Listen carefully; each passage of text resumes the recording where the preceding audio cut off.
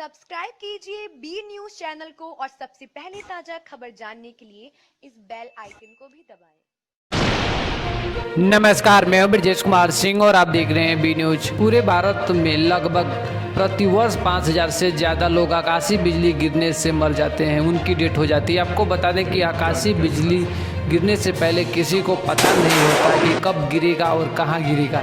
इसको देखते हुए सरकार ने एक ऐप लॉन्च किया है जिसका नाम है दामिनी। इस ऐप से आप बिजली गिरने से 40 मिनट पहले जान सकते हो। वहीं आपको बता दें कि देवरिया के जिला अधिकारी अमित किशोर ने आकाशीय बिजली से बचाव हेतु संचालित दामिनी ऐप को अपलोड किए जाने की अपेक्षा सभी से की है।